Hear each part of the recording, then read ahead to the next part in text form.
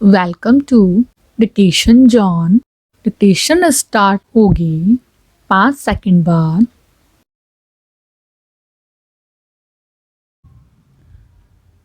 रोजमर्रा की जिंदगी के बीच अपने आसपास दो साथियों के बीच इस तरह की प्रतिक्रिया से हम अनजान नहीं होंगे, जिसमें एक व्यक्ति दूसरे को कहता है, क्या कहा, मैं खुद को बदलने की कोशिश करूं, मुझ में ऐसी कौन सी कमी है, कमी मुझ में नहीं तुम में है। ऐसे आरोप प्रत्यारोप की आवाज़ों के भीतर जाने कितने खूबसूरत रिश्ते बेमौत मर जाते हैं। अगर हम दोनों पक्ष से अलग अलग बात करें तब दोनों सही लगेंगे, लेकिन फिर भी रिश्ते में तनाव आ जाता है। इसका कारण क्या है? एक वाक्य में निर्णय सुनाना हो तो हम सब कहेंगे कि इस रिश्ते को फलां के अहंकार ने ख़त्म कर दिया।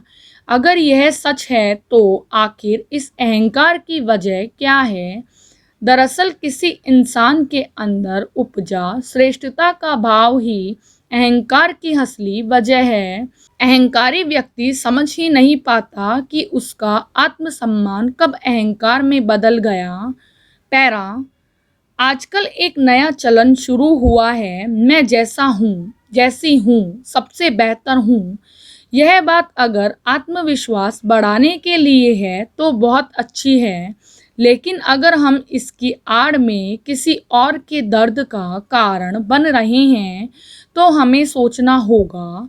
अगर हम हर स्थिति में सही हैं तो क्या फ़र्क रह गया हम में और उस शिक्षक में जिसने बच्चों को मार पीट कर पढ़ाना ही पढ़ाने का सही तरीका माना?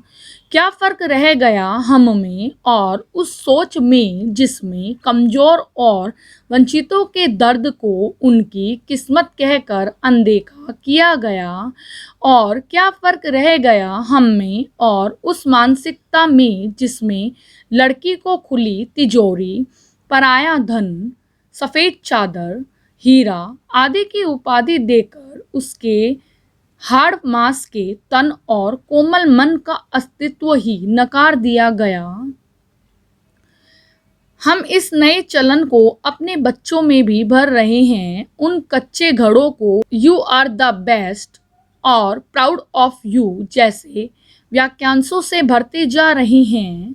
सरलता और विनम्रता की जगह हमने उनमें श्रेष्ठता के अहंकार के बोध के कंकड़ डाल दिए हैं।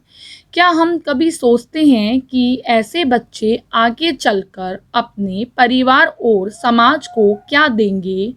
जब उन्हें हर स्थिति में खुद को सही समझने की आदत पड़ जाएगी, तब समझौता जैसा शब्द उसके अहम को कभी मंजूर नहीं होगा। जब भी हमें खुद पर या खुद से जुड़ी किसी भी चीज़ पर घमंड या गर्व की अनुभूति होने लगती है, हम बदलाव की खिड़कियों को बंद कर देते हैं। श्रेष्ठता का बोध हमें खुद से अलग इंसान को कमतर समझने को विवश करता है। अगर हमको लगता है कि हमारी बेफिक्री दूसरों के चिंतित रहने से बहुत अच्छी है, तो जाने अनजाने हम अपने आसपास के लोगों की चिंताओं को समझना बंद कर देते हैं। हमारा बेफिक्र या मनमौजी स्वभाव का होना बहुत अच्छा है, लेकिन अपने इस स्वभाव के कारण खुद को श्रेष्ठ समझना और खुद से जुड़े लोगों की परेशानियों को न समझ पाना गलत है। मुझे अपने बचपन की घटना याद आती है कि मेरी कक्षा में 3 लड़कियां पढ़ाई से लेकर दोपहर के खाने तक साझा करने वाली पक्की सहेलियां थीं। एक बार हमारी कक्षा में वर्ण व्यवस्था के कर्म आधारित रूप को समझाया जा रहा था। कक्षा समाप्त होने के बाद हम सब सहेलियां इसी विषय पर चर्चा करने लगीं कि अब इस युग में वर्ण विधान का कोई अर्थ नहीं बचा है। अगर आज भी कर्म के अनुसार वर्ण व्यवस्था होती तो हम सबका वर्ण अलग होता।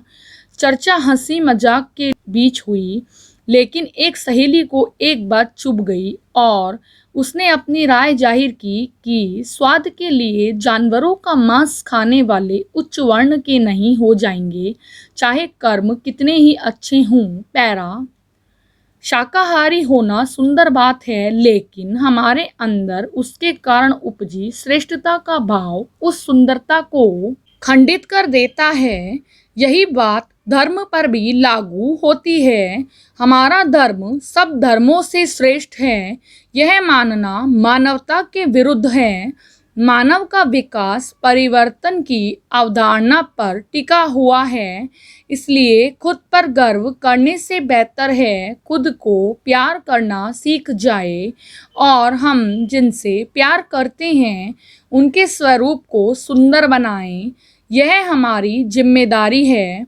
खुद को प्यार करना हमें खुशी की अनुभूति कराता है और अपने आप पर गर्व करना हमारे अहंकार को तृप्त करता है।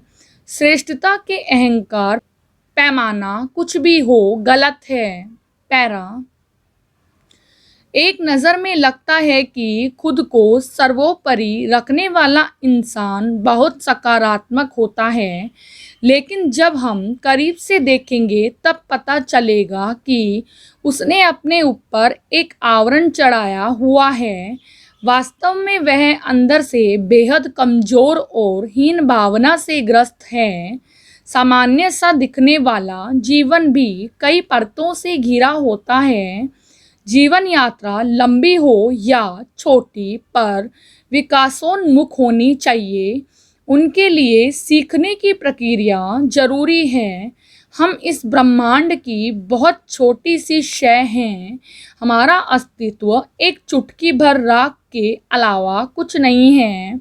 हमने अपनी आत्मा पर दुनियादारी की लेप चढ़ा ली है, जबकि दया, करुणा, प्रेम ही मानवता की प्रथम शर्त हैं और ये वे लेप हैं जिनको लगाने से हमारा स्वयं सुगंधित होता है। अपनी आत्मा को इस भीनी खुशबू से धोते रहना चाहिए।